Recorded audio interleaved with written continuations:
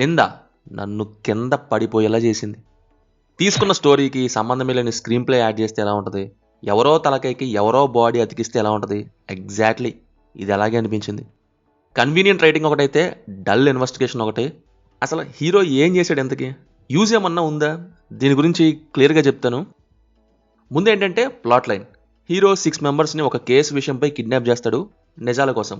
So ఇలా చేయగా ఏమేమి తెలిసాయి, అసలు కేసు ఏంటి, క్రైమ్ చేసింది ఎవరో అనేది కథ. ఇది పేషెన్స్ టెస్టింగ్కి పరాకాష్టలా అయినా కానీ ఒక పాజిటివ్ థింగ్ ఏంటంటే హీరో హీరోయిన్ అంటూ డాన్సులు లేవు. ఇది కొంత రిలీఫ్. నేను ఇంకా హీరో పక్కన ఒక అమ్మాయిని పెట్టారు జాహ్నవి జాహ్నవి అంటుంటే ఎక్కడో పెట్టేస్తారేమో అనుకున్నా కానీ వాళ్ళ ఫ్లాష్ బ్యాక్ వేసి అలా చేయలేదు.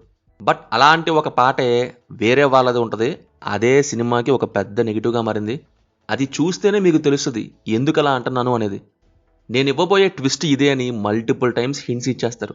ఎవరో అనేది కనిపెట్టచ్చు, బట్ ప్రాబ్లం అది కాదు, ఎలా కనిపెట్టారు అనేది. లిటరల్ ఈ విషయంలో నథింగ్. చెప్తున్నా కదా, నథింగ్. ఫస్ట్ హాఫ్ కంప్లీట్గా సోదితోనే నింపారు. సెకండ్ హాఫ్లో ఇక టైం అయింది నిజాలు చెప్పు గజాలా అనగానే మొత్తం చెప్పేస్తారంట. దీనికంటే ఇంకోటి ఏంటంటే ఒక వ్యక్తి ఫోన్ చేసి కిల్లర్ ఆ పర్సన్ అని చెప్పేయటం. మరి ఈ సినిమా ఎందుకు, హీరో ఎందుకు, ఎందుకు చేశాడో తెలియని కిడ్నాప్ ఎందుకు, ఈ ల్యాగ్ మ్యాక్స్ లొల్లంతా ఎందుకు అని నా ఫీలింగ్. 100 మంది క్రిమినల్స్ తప్పించుకున్నా ఒక అమాయకుడికి మాత్రం శిక్ష పడకూడదు అనే దాని మీద పాయింట్ ఇది. ఆ విషయానికి ఆన్సర్ ఇస్తూ డాక్టర్ దగ్గరే సినిమా అసలు ఎండ్ అయిపోయింది, ఫేక్ ఎవిడెన్స్ అని. ఇంకా ఎవరు చేశారు అనేది ఒక్కటే మిగిలింది.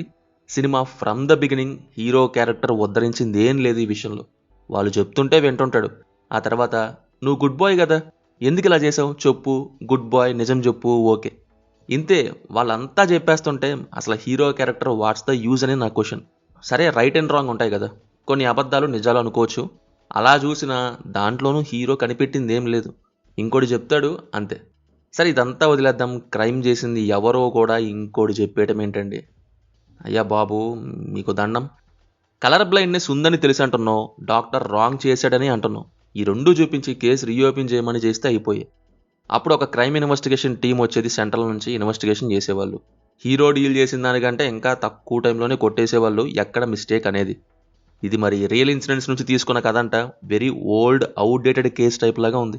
దాన్ని ఫోర్స్డ్గా కన్వీనియంట్ క్యారెక్టర్స్ అండ్ రైటింగ్తో డెడ్ అండ్ కేస్ లాగా చూపించాలని ట్రై చేశారు. దానివల్ల ఆ కేస్ లాగే రైటింగ్ కూడా డెడ్ అయిపోయింది. పర్ఫార్మెన్సెస్ వైజ్ వరుణ్ ఏదో చేసుకుంటూ వెళ్ళిపోయారు. మ్యాక్సిమం తనకి సెట్ అవ్వలేదు ఆ క్యారెక్టర్. ఆ బాడీ లాంగ్వేజ్ చాలా ఇన్నోసెంట్గా ఉంది. మరి అది చూసి వాళ్ళు భయపడిపోయి నిజాలు చెప్పేస్తున్నారు. మిగతా వాళ్ళు ఓకే ఓకే, బీజిఎం 1-2 వస్తాయి, లేకపోతే బాగోదేమో అన్నట్టు. మ్యాక్సిమం బీజిఎం లేకుండానే ఉంది మూవీ. ఒక సాంగ్ అయితే పర్లేదు క్లైమాక్స్లోది. ఫైనల్లీ నా వరకు నింద నా బొందలా ఉంది. అయినా హీరో క్యారెక్టర్ ఏం చేయకుండా అన్ని వేరే వాళ్ళే చెప్పేసి దానికి ఒక కేసు ఎందుకు, ఇన్వెస్టిగేషన్ అని 2 hours టైం ఎందుకు, నింద అనే టైటిల్ పెట్టి అంత పెద్ద నింద ఎందుకు ఈ సినిమాపై. ఇక మీ ఇష్టం, మరి చూడాలా వద్దనే డెసిషన్. సినిమా చూసుంటే మీకు ఎలా అనిపించిందో కింద కామెంట్స్లో మాతో తెలియజేయండి. Will meet in next video. Thank you. జై హింద్.